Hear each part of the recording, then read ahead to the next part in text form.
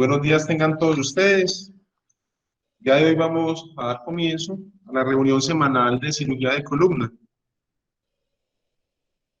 El tema que vamos a tratar hoy es un tema un poco complejo, pero vamos a tratar de explicarlo de la manera más sencilla posible. Bueno, hoy vamos a tratar el tema de las deformidades, vamos a hablar de las escoliosis. Empezamos con un caso clínico. Es una paciente de 17 años de edad, ella es estudiante. Ella ingresa al servicio de consulta externa por una queja de un dolor de espalda. Cuando indagamos a la paciente nos damos cuenta que el tipo de dolor del que se queja es un dolor de características axiales y está asociado a un desbalance en la altura de los hombros. La paciente nos niega algún síntoma de focalización neurológica y también nos niega antecedentes de traumas. Vemos acá, quise resaltar esta queja importante de la paciente y acá la estamos viendo, una foto real de la paciente que estamos comentando. Miremos acá además de un desbalance en los hombros, cómo se está mostrando acá los pliegues abdominales que están completamente desbalanceados. Miremos acá cómo el pliegue derecho está más alto que el pliegue abdominal izquierdo. Bien.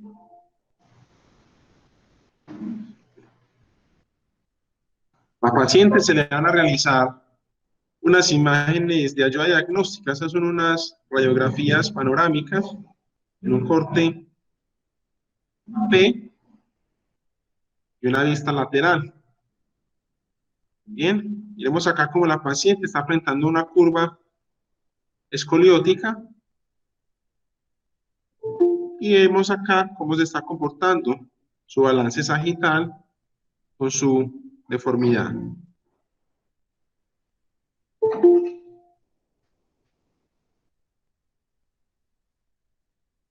Al paciente también se le van a hacer unas placas con inclinación hacia la derecha. Miren acá cómo se está comportando la escoliosis de nuestra paciente y una inclinación hacia la izquierda.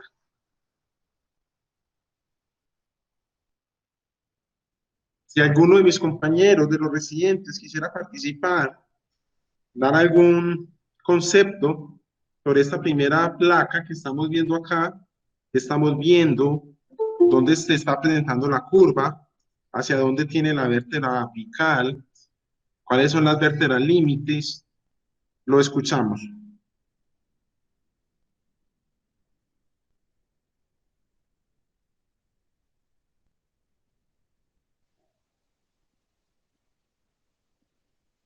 ¿No?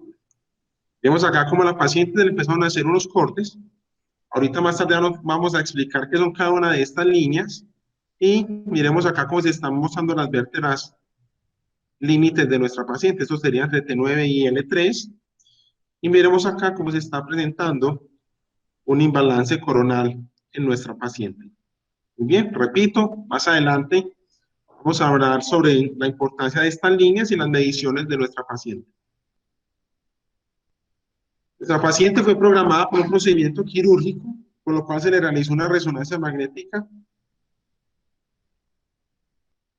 Y estas son las preguntas que me gustaría compartir con la audiencia. ¿Cuándo considera usted quirúrgico los pacientes con una escoliosis, con una curva Lenke 5? ¿Instrumenta usted la columna dorsal de rutina en estos pacientes? ¿Cómo elige la vértebra más distal a instrumentar? ¿Tiene alguna preferencia por la vía anterior o la vía posterior? ¿Nos podría decir por qué? ¿Considera usted el balance de los hombros un parámetro a tener en cuenta en los pacientes Lenke 5? Me gustaría saber la opinión de alguno de los neurocirujanos, ortopedistas, especialistas en columna que nos estén escuchando. Adelante. El doctor Ignacio nos va a dar su opinión.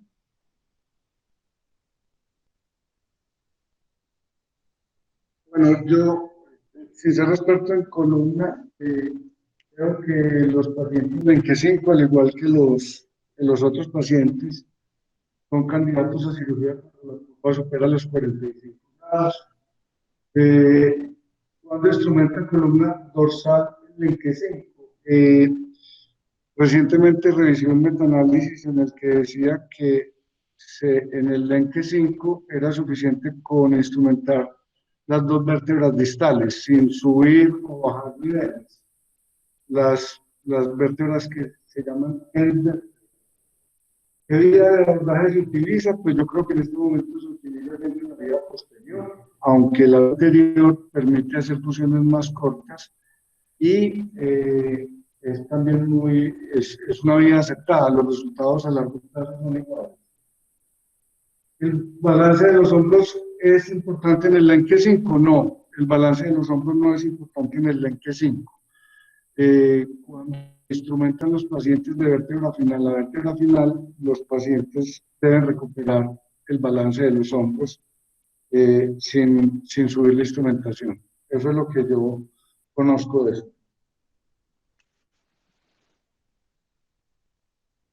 Gracias al Buenos días. doctor. No sé, ¿alguien más quiere dar su opinión? Sí, buenos días para todos. Profesor Julián, ¿cómo está? En la Lenque 5 normalmente la instrumentación es una instrumentación selectiva, ¿sí?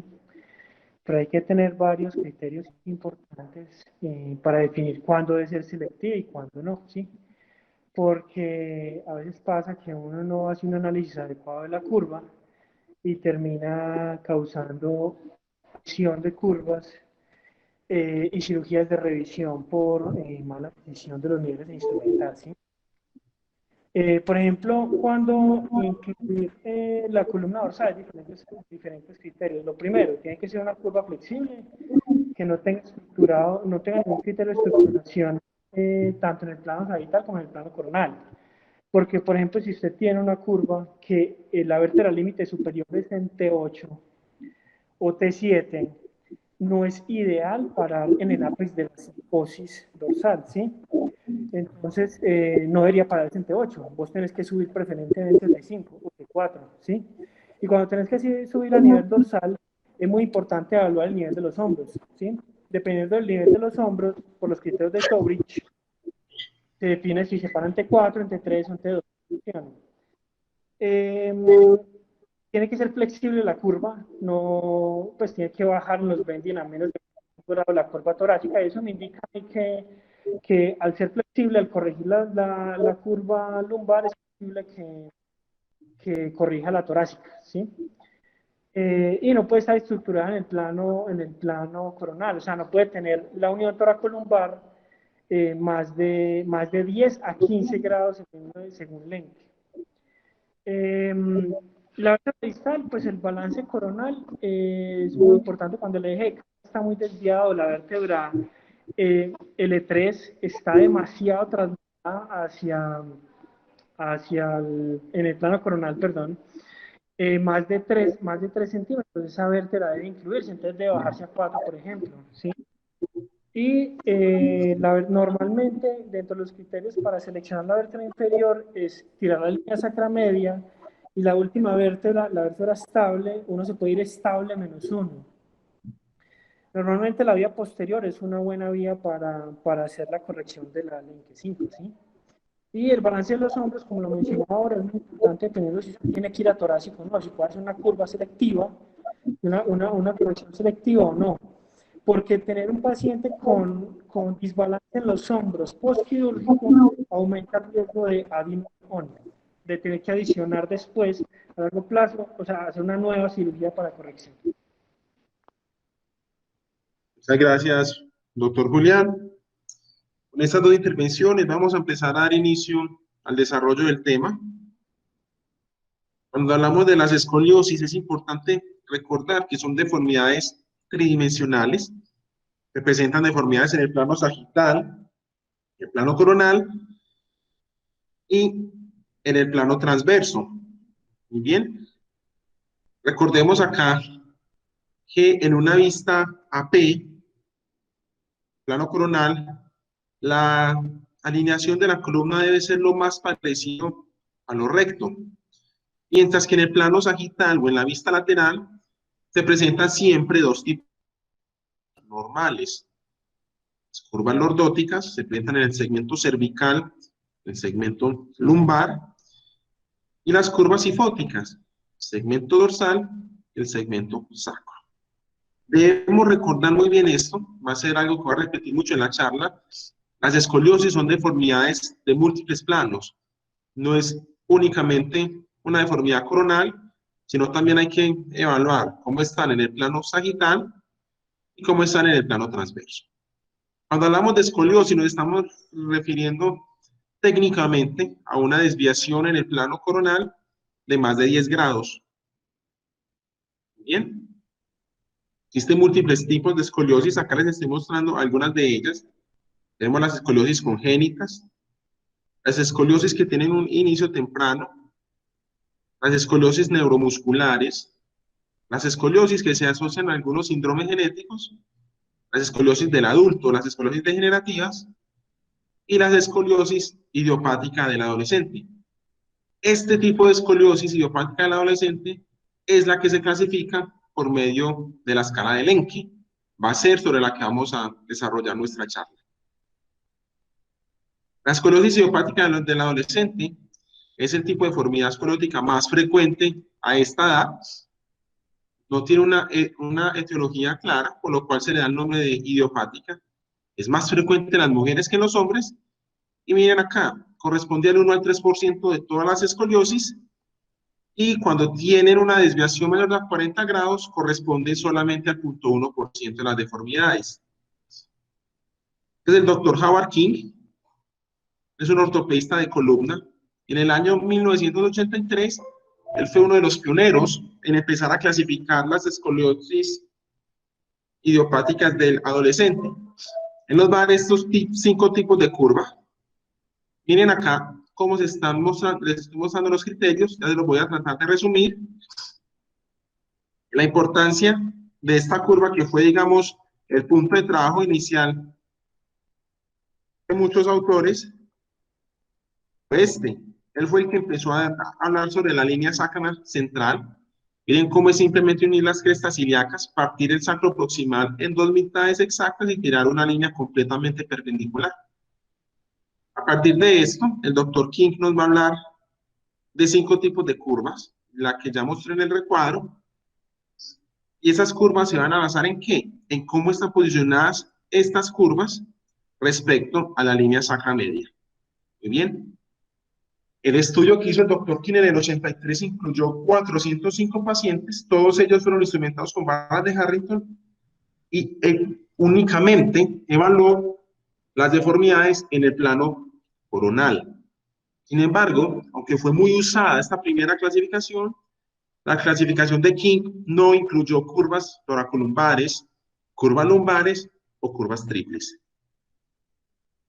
Miremos acá este estudio. Nos buscó estudiar cuál era la variabilidad entre 2 cirujanos de columna. Eso es a lo que nos referimos cuando hablamos de una variabilidad interobservador. Y también buscó evaluar la variabilidad entre un cirujano de columna en un primer tiempo y en 3 semanas le volvían a preguntar sobre la clasificación. Miren, esto incluyó 33 pacientes con escoliosis idiopática juvenil. Y este estudio nos va a decir esto, que es muy importante. La validez y la reproductibilidad de la clasificación de King para este tipo de escoliosis es deficiente.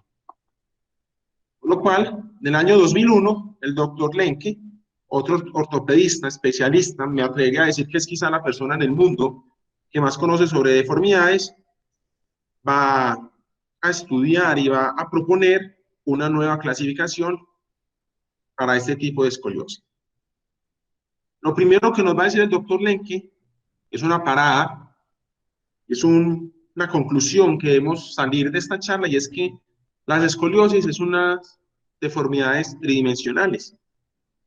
Doctor Lenke nos va a dar 6 tipos de curvas, Lenke 1 a Lenke 6, y nos va a meter estas cosas nuevas, los modificadores lumbares y un modificador sagital dorsal.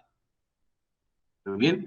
La ventaja de la escala de Elenchi es que nos permite definir qué niveles van a ser intervenidos quirúrgicamente. Es una escala que es comprensible, permite una estandarización del tratamiento y lo más importante, presenta una buena variabilidad entre dos personas especialistas en columna y también una buena variabilidad intraobservador. Cuando hablamos de escalas en medicina, estas escalas deben ser reproducibles y fáciles, lo cual se cumple con la escala de Elenchi. Para clasificar los pacientes con la escala de Elenchi necesitamos 4 radiografías. Una radiografía panorámica en un plano AP, que nos permita ver el plano coronal de nuestro paciente, una en un plano lateral, que nos permita evaluar la estabilidad sagital, y proyecciones de la inclinación o en bending, una inclinación hacia la izquierda y una inclinación hacia la derecha. Estos son los 4 tipos de radiografía que debe tener todo paciente con una escoliosis idiopática juvenil. Bueno, esta es la escala de Elenchi. Miren acá cómo nos da 6 tipos de curva, unos modificadores lumbares y unos modificadores en el plano sagital dorsal. Bien. Cuando evaluamos estas escoliosis, el nombre debe ser en este orden. Primero nombramos el tipo de curva, después nombramos el modificador lumbar de nuestro paciente y por último el modificador sagital, dándole un nombre 1B más según las variaciones de nuestro paciente. Bien, el día de hoy únicamente vamos a hablar de las escoliosis tipo Lenke 5, la tercera curva más frecuente en estos pacientes. Para entender lo que vamos a hablar en las estrategias de manejo, vamos a definir unos términos, vamos a definir los segmentos, vamos a definir qué es una curva mayor, qué son curvas estructuradas y qué son curvas no estructuradas. Muy bien. Los segmentos en este tipo de deformidades son estos 4. Tenemos la curva torácica proximal, que son las que nos tienen el ápex entre el cuerpo de T3 y el cuerpo de T5. La curva torácica proximal, que nos tiene el ápice entre T6 y el disco intervertebral T11 y T12. Las curvas toracolumbares, que nacen en el cuerpo de T2 y terminan en el cuerpo de L1. Y las curvas lumbares, que tienen el ápex entre el disco entre L1 y L2 y el cuerpo de L4. Acá se los voy a mostrar más resumido. Tenemos la curva torácica proximal. El ápex va a estar entre T3 y T5. La curva torácica principal, el ápex va a estar entre T6 y el disco entre T11 y T12.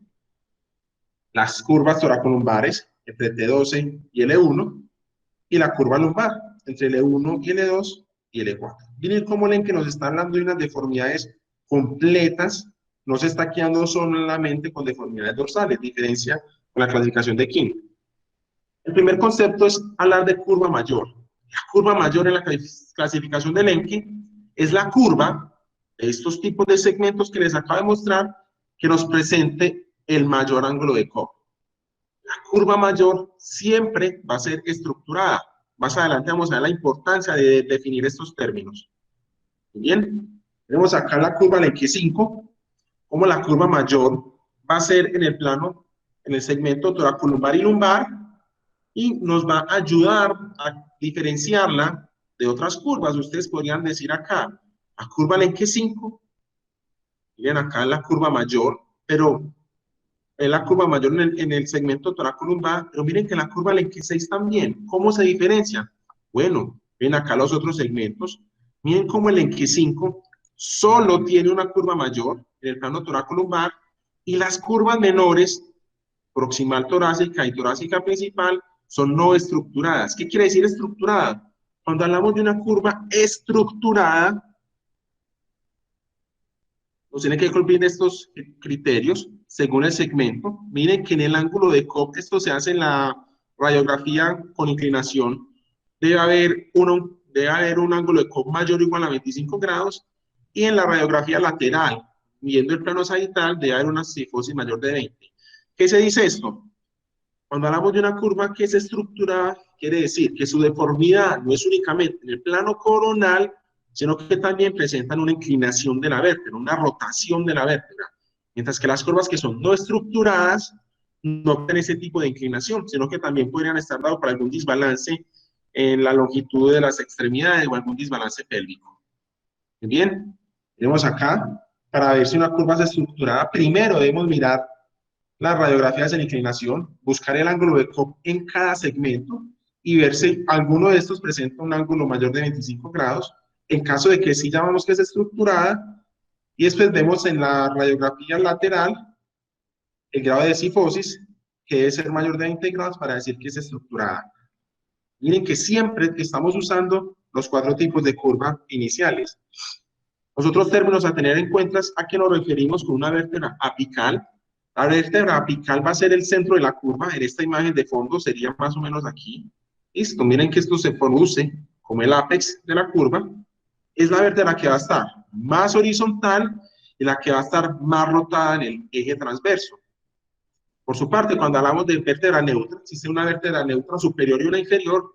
Va a ser la primera vértebra no rotada que va a estar arriba, la superior, y debajo, la inferior de la curva escoliótica. Las vértebras límites van a estar al extremo de la curva y son las dos vértebras que van a estar más inclinadas, pero las menos rotadas.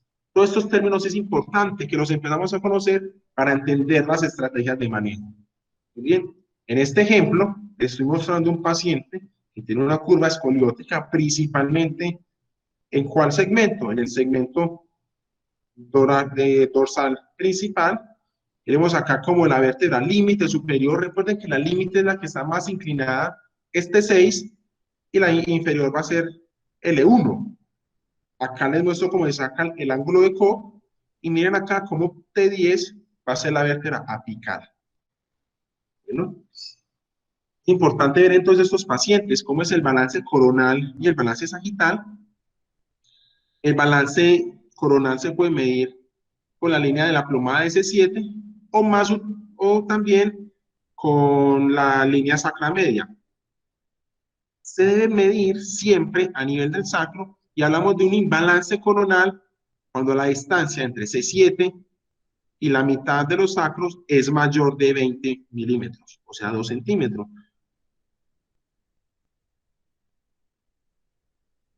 Por su parte, estos pacientes, aunque no presentan muchas alteraciones del plano sagital, siempre se le debe medir el balance sagital a cada uno de ellos. Se hace nuevamente una línea de la plomada y la distancia que presenta esta línea con la esquina antero-posterior del sacro.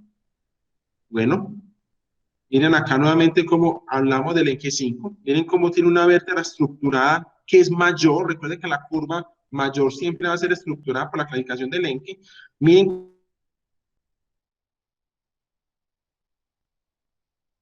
curvas menores que van a ser no estructuradas. Muy bien. Esta es nuestra paciente. Recuerden que les dije al inicio que más adelante íbamos a ir desarrollando el caso. Miremos acá cómo estamos viendo la primera radiografía, una radiografía AP, una panorámica. Miremos acá cómo se está sacando el balance coronal de nuestra paciente. Miremos acá cómo va desde C7 y miren cómo es este imbalance. Miren la distancia que tiene desde esta línea hasta la línea sacra.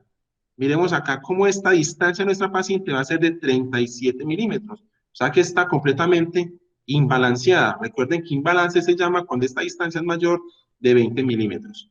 Y el ángulo de Cobb entre las dos vértebras apicales va a ser de 49 grados. Bien. Cuando hablamos de modificadores lumbares, es importante conocer este grado de deformidad lumbar porque esto nos puede alterar el balance espinal y afectar las curvas proximales. Se hace de la siguiente manera.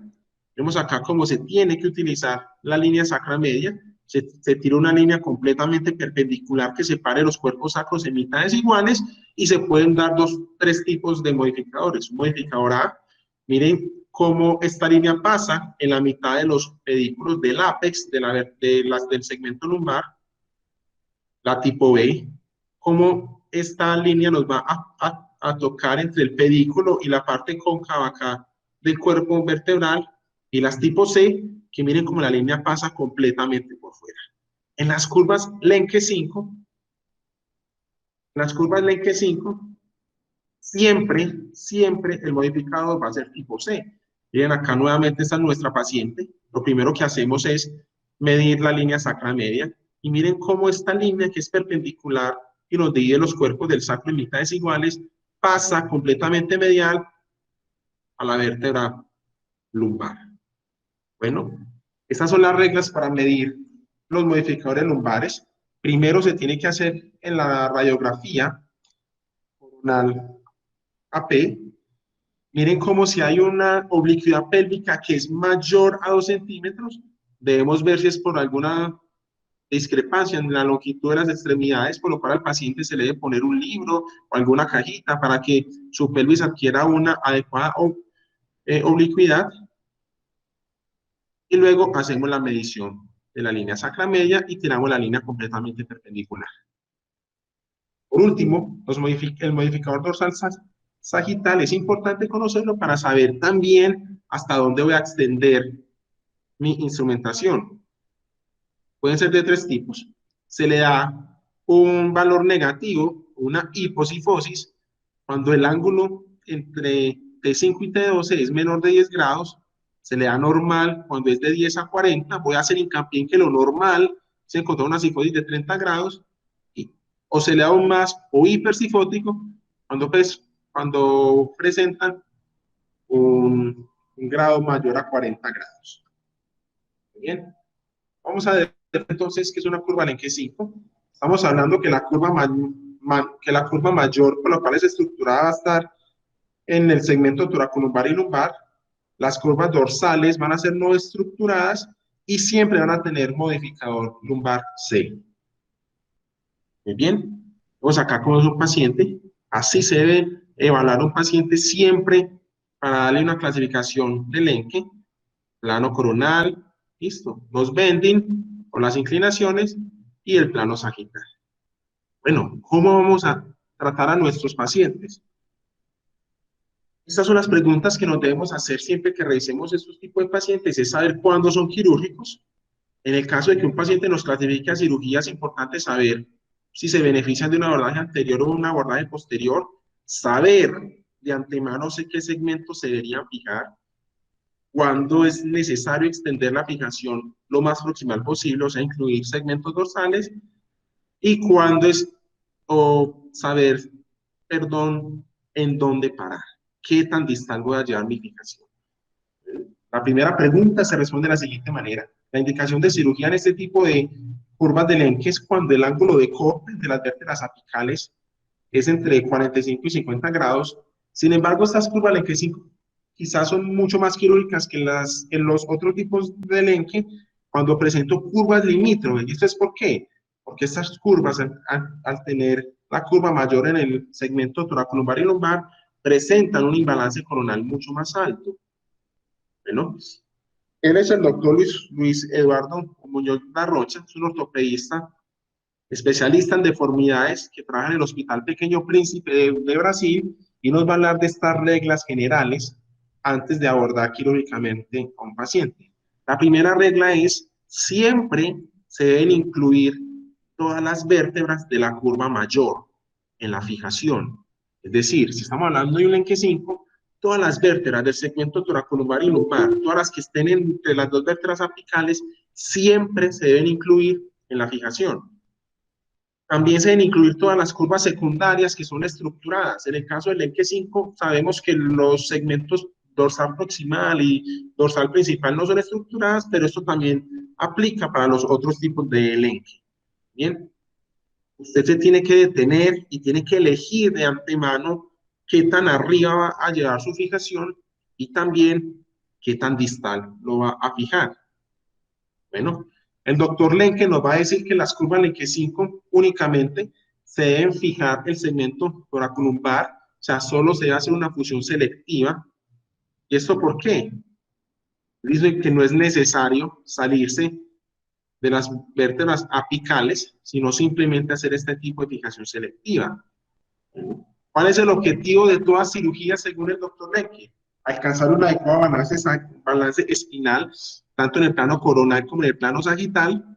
Se debe preservar la mayor cantidad de segmentos móviles, por lo cual el doctor Lenke dice, si usted fija únicamente La curva mayor, las curvas que no son estructuradas, con el paso del tiempo van a tender a corregir, y la fusión selectiva en este tipo de curvas ha demostrado muy buenos desenlaces postquirúrgicos. La segunda pregunta, cuando usted ya sabe que va a llevar el paciente a cirugía, es saber qué tipo de abordaje se puede hacer. Se puede hacer un abordaje anterior o hacer un abordaje posterior. Nos hace un estudio, quizás el estudio más grande fue hecho en la India, para saber cuál tipo, qué ventajas o desventajas presenta cada tipo de estos abordajes.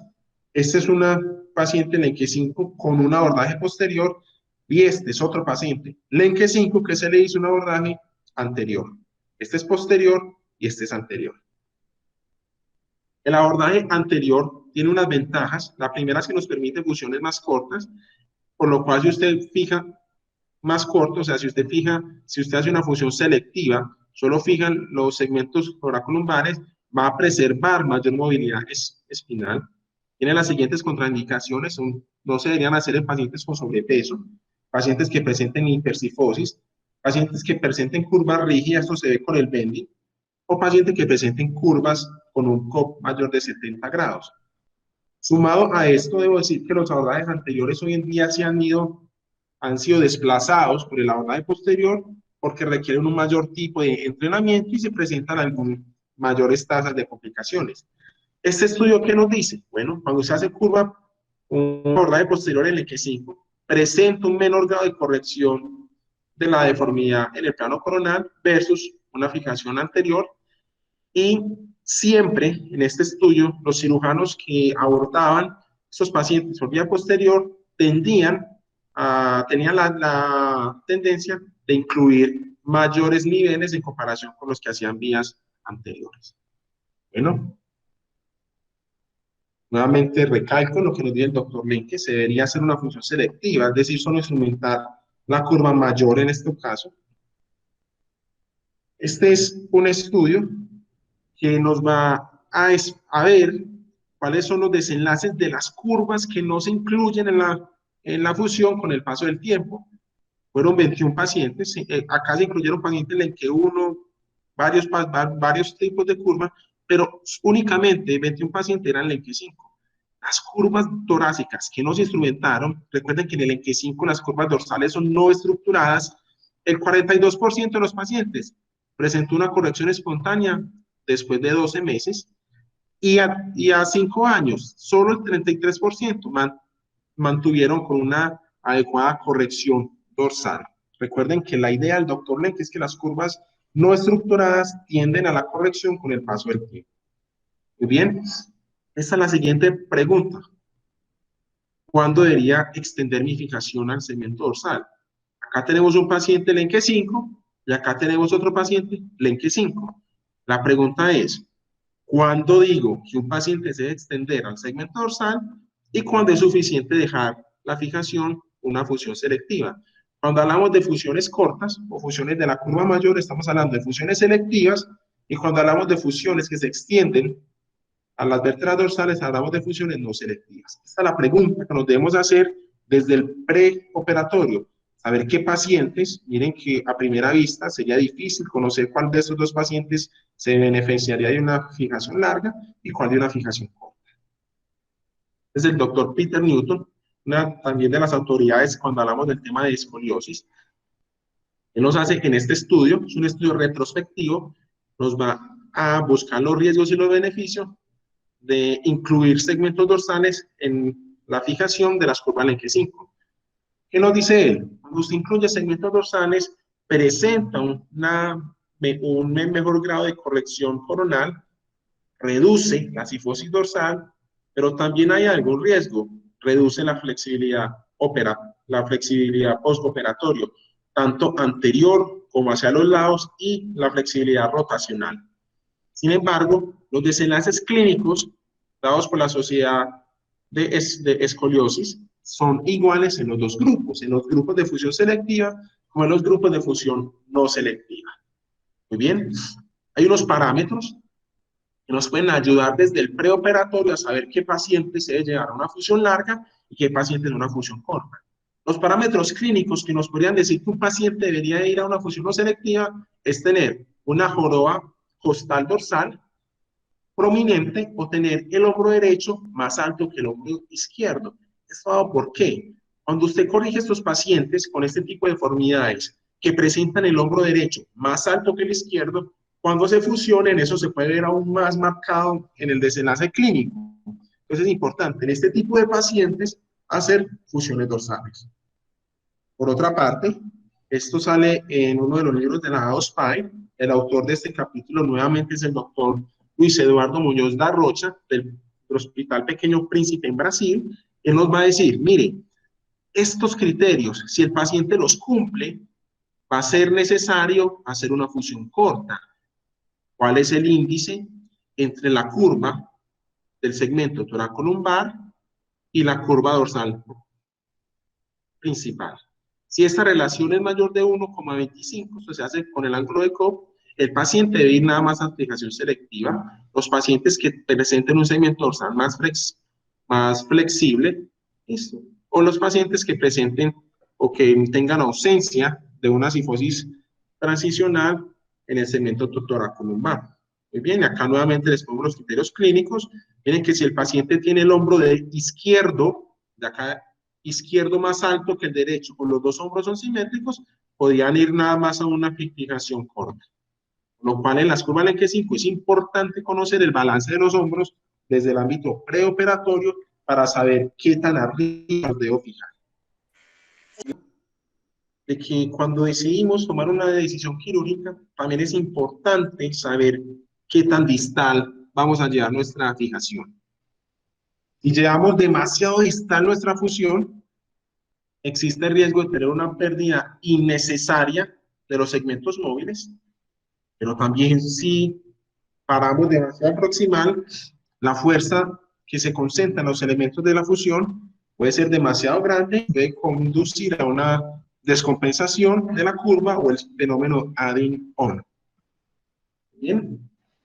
El doctor Lenke nos dice que no es necesario ir más allá de las vértebras terminales en las curvas Lenke 5, con lo cual el doctor Lenke nos dice solo fije la curva mayor, en este caso la curva toracolumbar.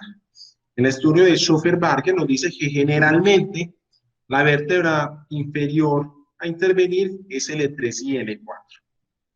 Muy bien, este estudio, un estudio retrospectivo, nos va a buscar esa respuesta. ¿Cuándo no es suficiente parar en L3? Muy bien, estos dos parámetros son los más importantes. Saber la traslación de L3, la distancia de L3 a la línea sacra media y saber el grado de inclinación de L3. Estas dos imágenes son de nuestra paciente. Bien, cuando la traslación de L3 es más de 35 milímetros, es el factor de riesgo más importante para definir preoperatoriamente que nuestra fusión no debe terminar en esta vértebra, sino debe ser un segmento más distal. Por su parte, si la inclinación de L3 es más de 25 grados, siempre debemos fijar un nivel más distal. Previniendo que el fenómeno de adding-on. En acá este paciente, una curva Lenke 5, se le hizo una vía posterior y en el paso de 2 años tiene un desenlace no adecuado. Miren cómo se da una pérdida de la corrección en el plano coronal con el paso del tiempo y esto existe un riesgo de reintervención. La incidencia del fenómeno de adding-on es entre un 2 y un 13%. ¿Qué factores de riesgo existen para enfrentar este fenómeno? Existen muchos factores de riesgo. El más importante es una inadecuada elección de la vértebra distal instrumental. Bien. Este estudio es un estudio de casos y controles.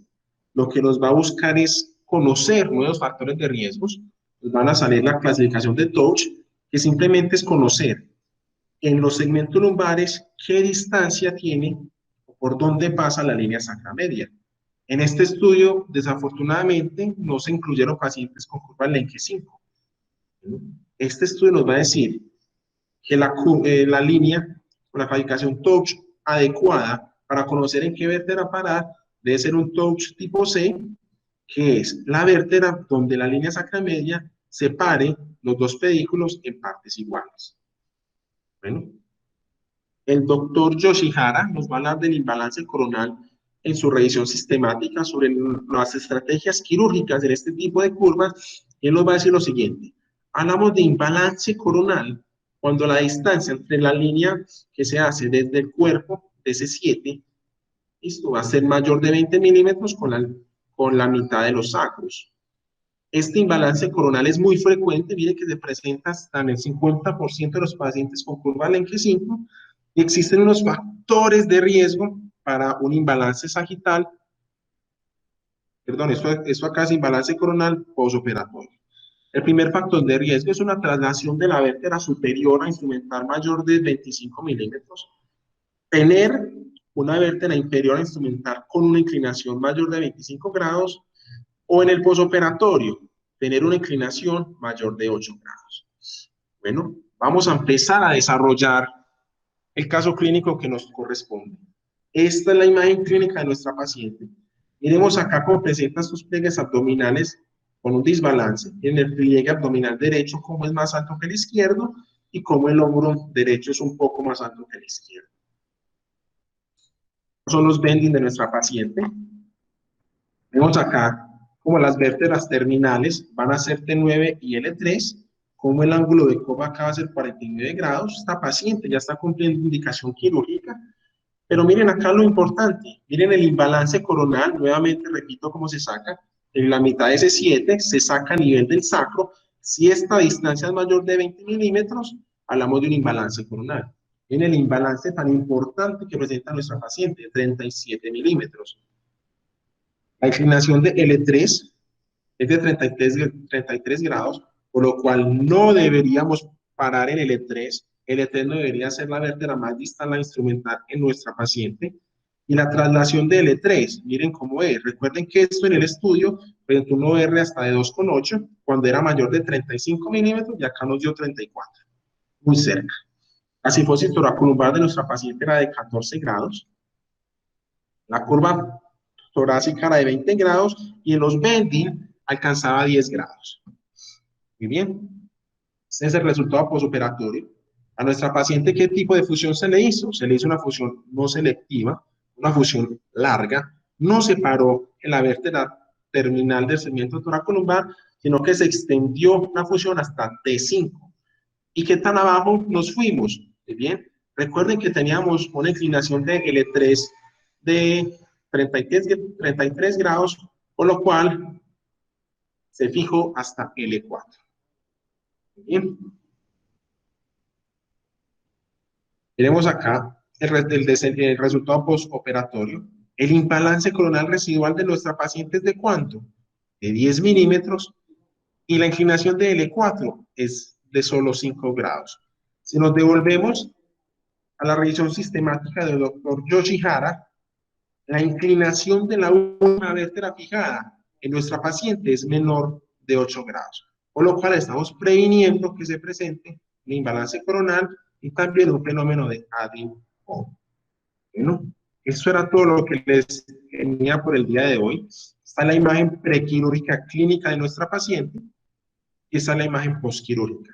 Miremos en el prequirúrgico este pliegue abdominal derecho en relación con el pliegue abdominal izquierdo, y miren en el posoperatorio cómo los hombros se balancean un poco más, y miren la importancia de conocer cómo se evalúan clínicamente estos pacientes. Muchas gracias a ustedes. Les pido...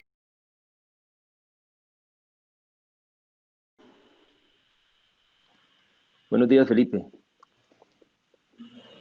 Hola. Muy interesante el enfoque del tema, me parece que estuvo muy completo. Vale la pena discutir algunas cosas con los presentes en esta reunión. Escogimos este tema porque realmente es un tema que es controvertido. Tal vez es una de las curvas Lenke 5 que en este momento generan más controversia, especialmente con la selección del nivel distal, y se ha visto cómo hay todavía mucha divergencia en este aspecto entre cirujanos de columna, inclusive muy experimentados. Quisiera puntualizar inicialmente algo. Yo creo que lo del nivel distal cada vez está más sedimentado, pero lo del nivel proximal no tanto. O sea, pareciera que todavía somos muy liberales en la selección del nivel proximal. Esta paciente se decidió a hacer una fusión no selectiva, pero hay un detalle que es muy importante y que describió muy bien el profesor de Salomón, el doctor McTiong, y es que los pacientes con curvas Lenke 5 no son hiposifóticos, a diferencia de los pacientes con curvas Lenke 1 y Lenke 2. Los pacientes con curvas tipo 5 tienen mayor incidencia de cifosis significativas en la unión toracolumbar, lo que implica que el perfil sagital inclusive toma mucho más importancia en la evaluación prequirúrgica de los pacientes con Lenke 5. Entonces, algunas veces o un porcentaje significativo de las veces implica instrumentar la curva torácica para evitar fallas de la instrumentación proximal o cifosis de la unión proximal. Otro asunto es que me gustaría discutirlo con los presentes, es realmente qué tan estrictos son en la evaluación de los parámetros para seleccionar el nivel distal. Me gustaría escuchar al doctor Rivera, me gustaría escuchar a todos los que les gusta la escoliosis, a Julián, al doctor Ruiz, a todos los presentes, o a Pedro, a todos los presentes, porque esto es un tema que también está como en este momento en mucho debate. Los artículos que presentó Felipe son artículos recientes, en los cuales cada vez se quiere definir como de forma más exacta cuál es el mejor nivel distal para intervenir. Entonces me gustaría escuchar el concepto de las otras personas.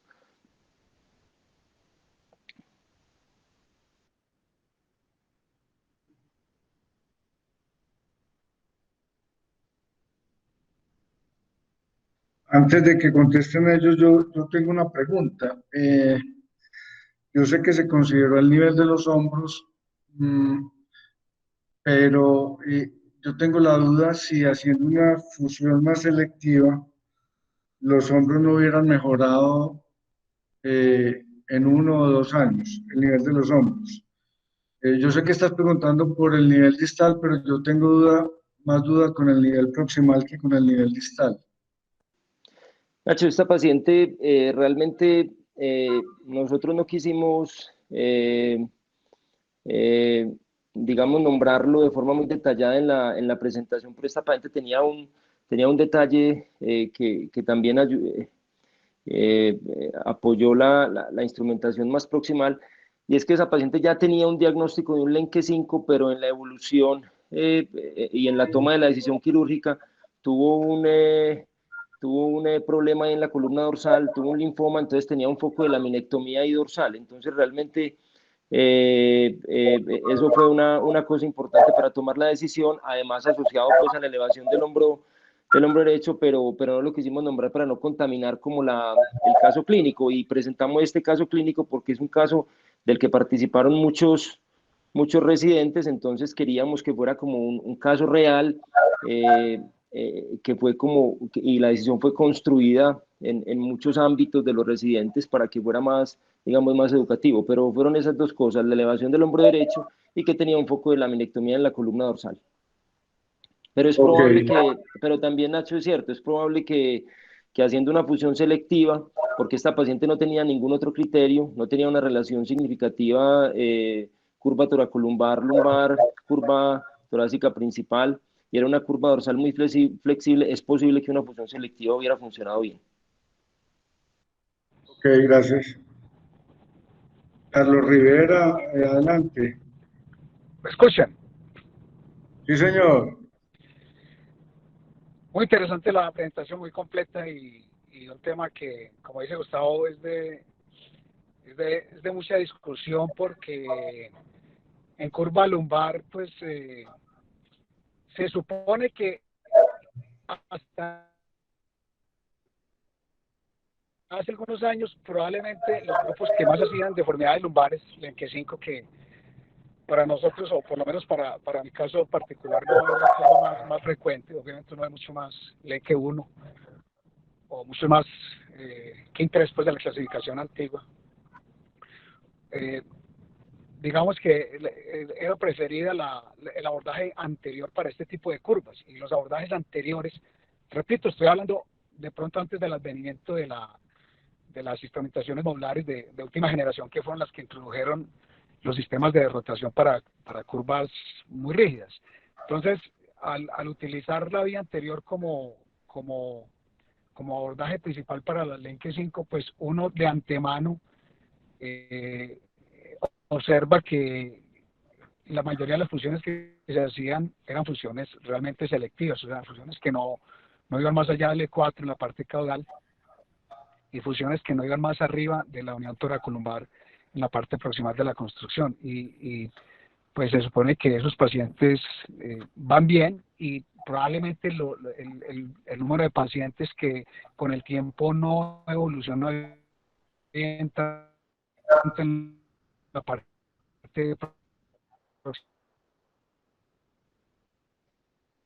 Carlos, no te estamos escuchando bien. proximal por curvas torácicas que se descompensan, o ahí me oyen mejor. Ahí está mejor. Ahí se oye mejor. Sí. Hola.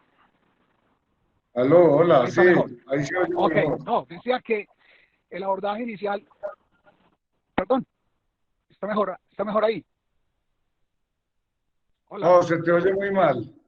Se te oye muy Mal. mal. Se te oye Es que muy hable mal. otro. Ubícate. Intenta ahí, a ver. ¿Qué tal ahí? Ahí se oye mejor. Mejor. Sí. Hola. Bueno, Bueno, no, mientras decía Carlos que arregla. Ah, bueno, dale, Carlos.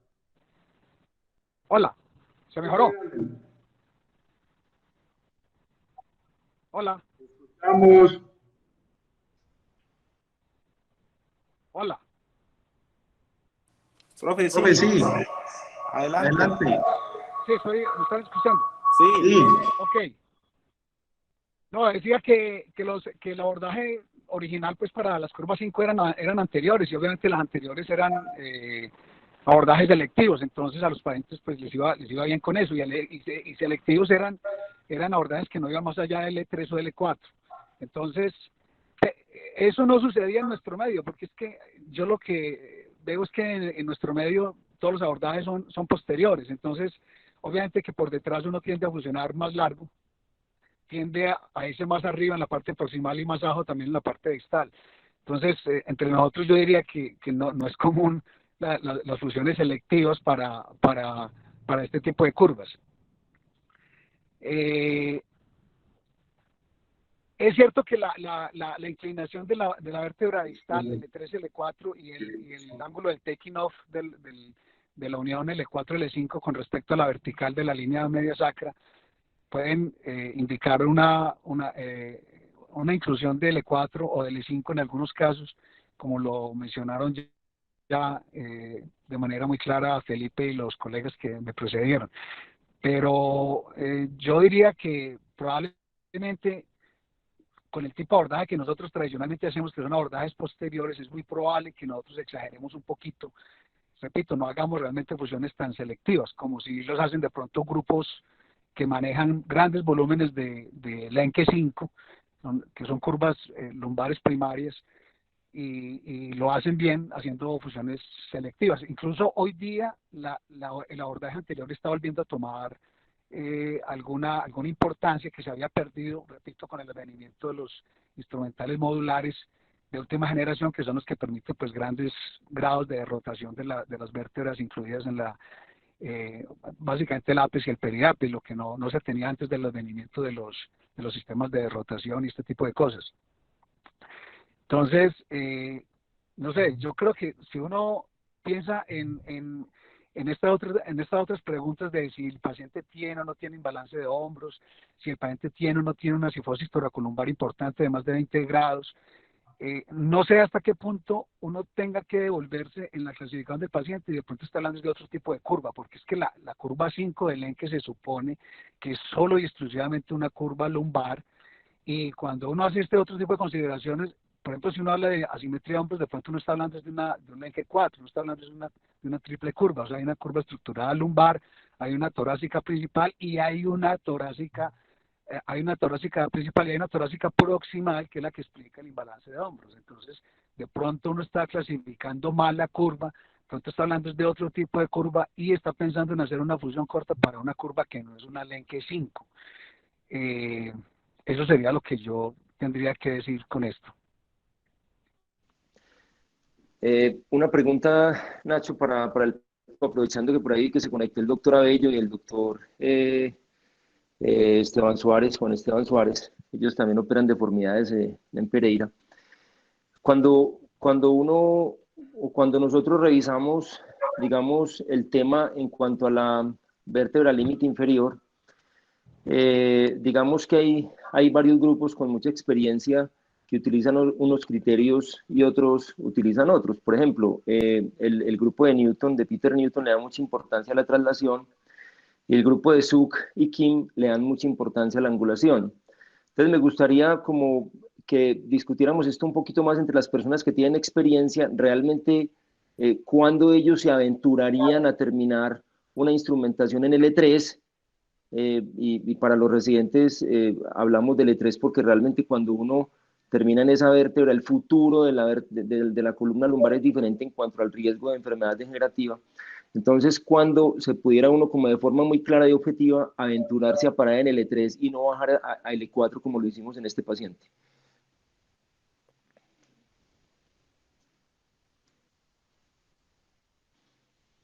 Julián, Salomón.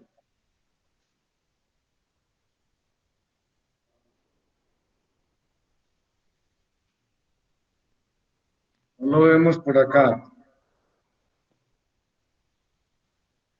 Gustavo, ¿y por qué no simplemente terminar en la vértebra estable? Sí, o sea, la vértebra estable en este paciente claramente era L4, ¿sí o no? L3 realmente estaba muy lateral y trasladada. Pero es lo que hablamos, o sea, es controvertido la vértebra límite inferior porque es que realmente ahí está el futuro, digamos, de los segmentos móviles en la columna lumbar.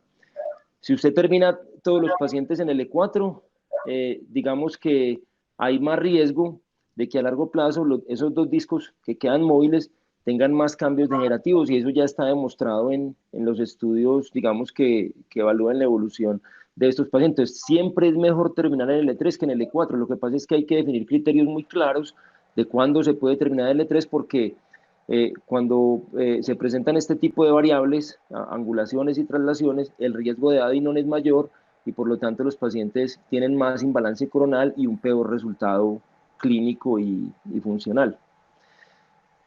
Profesor. Sí. Yo no tengo pues mayor experiencia en esto, pero según lo que he revisado de la literatura, pues los pacientes que siempre se paran en L4, cuando se comparan con los pacientes que se paran en L3, tienen peores resultados en las escalas de calidad de vida y en las mediciones de índices que se utilizan para dolor lumbar a seguimiento. Con respecto al parar en L3, es dependiendo de las vértebras terminales y realmente no las vértebras estables, porque si usted siempre para en la vértebra estable, pues siempre terminaría parando en L4. Y lo mismo que se decía, si se para en L4 hay peores resultados a largo plazo en cuanto a calidad de vida. Entonces, lo que muchos sugieren, muchos autores, extrapolado de lo que decía el doctor Rivera de la vía anterior, es simplemente instrumentar las vértebras incluidas en el ángulo real de Cobb, que es con el cual se hace la medición, es decir, las vértebras terminales. Y tener en cuenta los demás criterios que hablaba Felipe de la angulación de L3 para definir si se baja o no a L4. Otro de los, de pronto, criterios utilizados es la última vértebra tocada por la línea sacra media, ¿cierto? y si L3 está definitivamente tocada por la línea sacra media, de pronto se podría considerar parar en L3. Gracias, Esteban. Perfecto. ¿Ustedes creen, y nuevamente me gustaría escuchar la participación de los colegas pues, que están en este momento conectados? ¿Ustedes creen que usar sistemas de rotación vertebral directa, eh, eh, usar más tornillos uniplanares en lugar de tornillos poliaxiales, eh, pueden, digamos, en algún momento ayudar a ahorrar espacios independientemente de la angulación de L3 en el plano coronal?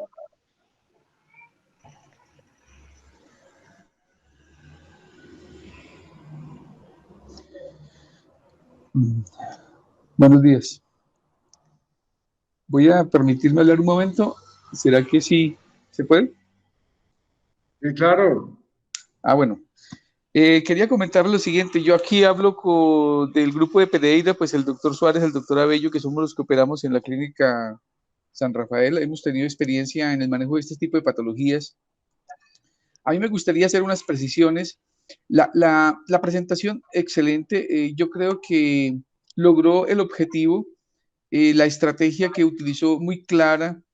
Me gusta que los criterios, considero pues la gran mayoría de criterios que se utilizan para este tipo de corrección. Y uno lo nota en el resultado final. Me gustaría aclarar, básicamente la pregunta que hicieron antes, que era saber si bajábamos o no, más inferiormente, o cuál es el criterio que utilizamos generalmente. Recuerden que cuando uno utiliza las vértebras terminales, pues hace que la instrumentación sea una instrumentación en teoría muy larga. Uno debe tratar a lo posible de incluir uno de los principios filosóficos que tienen las deformidades, es incluir el menor número de vértebras funcionar para permitir la mayor movilidad. Esa siempre ha sido la filosofía. Cuando uno coge vértebras terminales, por supuesto, eso lleva a una mayor cantidad de vértebras. A mí me gusta siempre aclarar el concepto de estabilidad.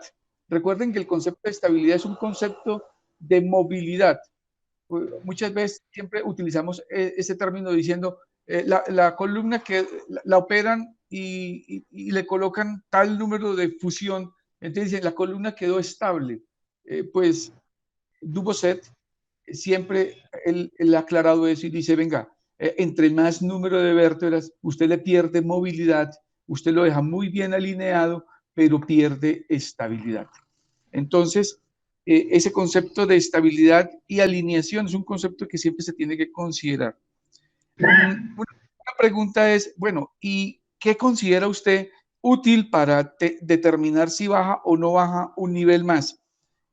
Yo pienso que la vértebra estable, y voy a decirlo básicamente para los residentes, recuerden que la palabra estable termina en la L. Entonces, esa L significa que la línea media va a pasar por la mitad de la vértebra, pues como para que tenga como una forma clara de tenerlo. Y la otra es la vértebra neutra, que es, mire que neutra termina en R, es rotación.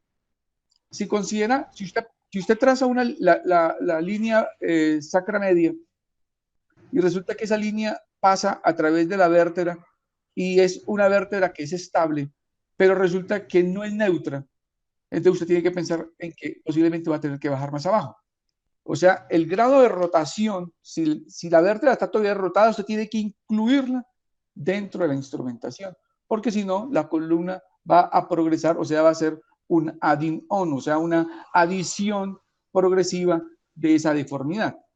Es muy importante que consideren siempre si esa vértebra está rotada, donde usted va a parar o donde va a terminar.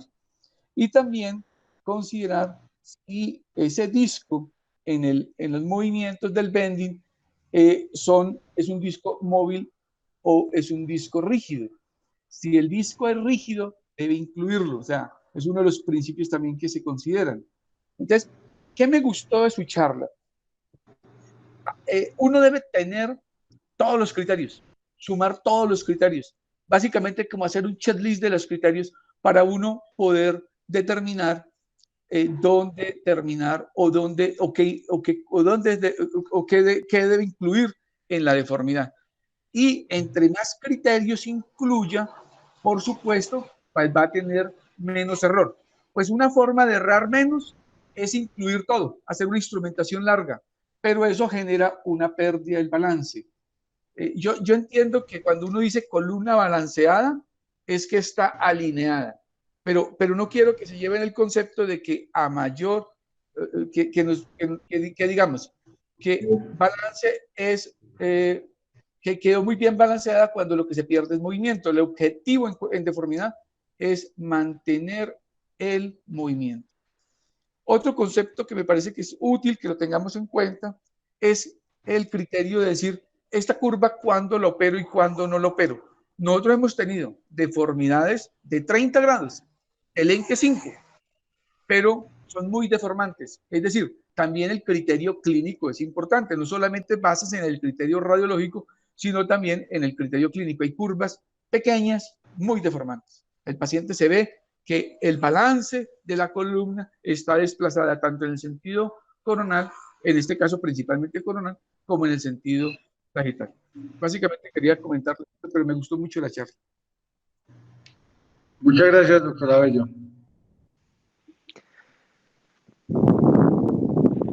Otro Yo comentario. le comento algo de la pregunta de Gustavo Giraldo. Adelante, Carlos. Gustavo preguntaba que el uso de implantes uniplanares podría de pronto influir sobre el volumen total de implantes a utilizar en la corrección de la deformidad. Yo tengo un concepto sobre eso y es el siguiente. Los instrumentales modernos son instrumentales supremamente poderosos. Esa es una de las causas por las cuales precisamente en el ENQUE 5 la vía anterior tuvo que declinar ante la vía posterior por la capacidad de rotación y la capacidad de corrección que tienen los instrumentales modernos.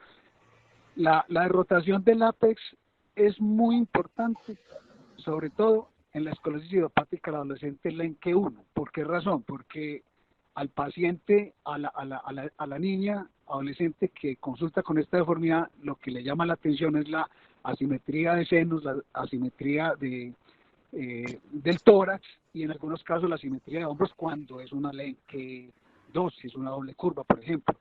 Entonces, la rotación es muy importante porque el advenimiento de estos instrumentales tan poderosos como los que se tienen hoy en día para rotaciones de este tipo de curvas, sobre todo las más rígidas, es lo que dio lugar a que desapareciera de nuestro armamentario quirúrgico la necesidad de hacer costectomías de corrección postoperatorias, que era lo que hacíamos cuando utilizábamos instrumentales híbridos después de la época del Harry Luque. Como no había rotaciones en el ápex, eso no se hacía. Las primeras instrumentaciones que vinieron con tornillos pediculares y instrumentaciones híbridas, que eran tornillos, alambres y las barras tradicionales, como el Isola y había otros.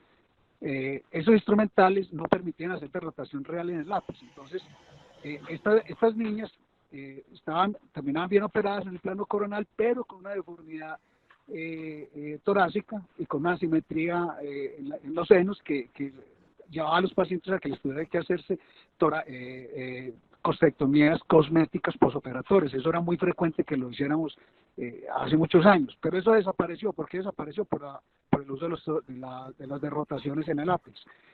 La rotación en el ápex yo no creo que redunde en que uno pueda colocar un menor volumen de implantes. Yo diría que, al contrario, para poder proteger una buena rotación del ápex, uno necesita una instrumentación periapical 1 a 1, o sea, colocar tornillos en ambos pedículos, en ápex y en periápex, y hacer el resto de la construcción como ya uno la quiera planear. Pero es muy importante que la rotación en el ápex, que se necesita hacer tanta fuerza en ese sitio para poder mantener la columna realineada, pues tiene que protegerse con implante. Entonces, no sé la pregunta de Gustavo, exactamente a qué apunte, pero yo no creo que eso le permita a uno disminuir el número de implantes. Eso valdría la pena pues agregar que en lumbar, obviamente, como no está el fenómeno de la deformidad costal, pues la derrotación de la curva de pronto cobraría menor importancia que la que tiene la derrotación del lápiz a nivel torácico, para el X1. Porque, repito, ahí es donde queda la deformidad, que a veces los pacientes, cuando se operaban con instrumentales un poquito más antiguos, quedaban bien corregidos en coronal, pero seguían con la jiba, y esa jiba los llevaba pues a una costectomía cosmética futura. Entonces eso ya desaparece con el advenimiento de este tipo de instrumentales. En lumbar, en las LENKE 5, que es el tema de hoy, pues realmente la rotación del lápiz no tiene una manifestación cosmética tan importante como la tiene en el tórax, entonces no creo que tenga la misma importancia. Completamente de acuerdo, profesor Rivera.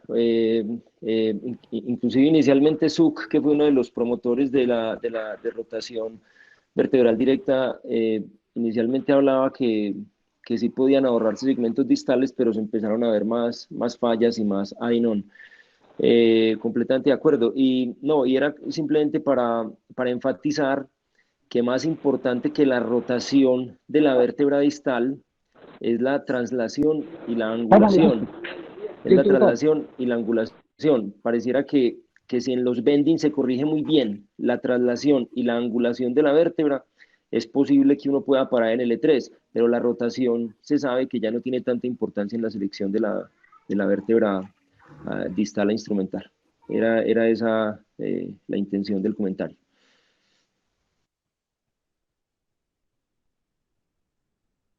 ¿Alguien más tiene comentarios? Yo le agradezco al doctor Abello su asistencia a la charla y lo estamos invitando todos los lunes a nuestras charlas de columna. Muchas gracias. Me gustaría que, sí, pues con respecto al último comentario de la rotación, me gustaría que si internamente me mandan información sobre que la rotación no tiene importancia en eso, pues porque eso sería un criterio que tengo que revisarlo, porque en todas las revisiones que se han hecho, la rotación y no incluida, me parece pues que yo entiendo, claro, es un peso, pues, pero no hay que ser dogmáticos. Es una parte de criterios. A mí me parece criterios. Y ahora que estamos hablando de instrumentación, claro, hay que tener hasta el tipo de tornillo, porque cada tornillo, si es un tornillo uniplanar, si es un tornillo poliaxial, juegan papeles claves en la utilización de esto, del manejo de la deformidad, o sea que también es otro criterio adicional. Lo que decía el doctor Rivera, manejar el APES con tornillos bilaterales para el manejo de la curva es fundamental. Pues claro, es mucho mejor para derrotar, porque la única manera de derrotar la columna en el APES es con 2 tornillos, pues es más fácil incluso. Es decir, no podemos ser tan dogmáticos, es decir, que este criterio supera a este. No, pero sí sirven. Todos suman. Y hay un criterio que para mí es superior a todo, y es, por ejemplo, el manejo de la columna anterior. Ahora con las vías anteriores, por ejemplo, en el E5, con los abordajes antepsoas, uno puede quitar el disco, colocar cajetines, mejora la alineación y puede hacer una fusión más corta. Entonces, no solamente decir que no sirve lo anterior, no. Ya hay grupos que están trabajando, combinando, haciendo abordajes laterales y luego se va posterior y hacen la fusión adicional posterior más corta. El objetivo es acortar, no es decir, vamos a fusionar toda la columna porque se ve más bonita la radiografía. No, debe ser fusiones cortas, bien limitadas, para que permita movimiento. Esa es mi forma de pensar y lo que yo he aprendido. Muchas gracias. Completamente de acuerdo, doctor Abello. Sí, eso es cierto. O sea, cuando uno enfrenta una deformidad de estas que tiene tantas variables, obviamente tiene que tratar de incluir muchos criterios para tener éxito quirúrgico, completamente de acuerdo. No, recientemente hay algunas publicaciones inclusive de Peter Newton del grupo de Harms que dice que para él es más importante la traslación y no le da tanta importancia la rotación, igual algunos otros grupos coreanos y japoneses. Pero es cierto, por ejemplo, en esta paciente nosotros teníamos una intención muy clara de parada en L3, y en cirugía vimos que era imposible parar en L3 porque la vértebra realmente estaba muy rotada y muy angulada, entonces bajamos hasta L4. O sea, realmente hay que incluir muchos parámetros para tomar una buena decisión quirúrgica y que el resultado sea bueno. Pero básicamente era eso, o sea, todos los días se trata de, digamos, de sedimentar un poco más la información, y antes que le parábamos tantas bolas únicamente a la rotación, ahora digamos que se están incluyendo otras variables que parecen también ser muy importantes. Esa era la situación o el área.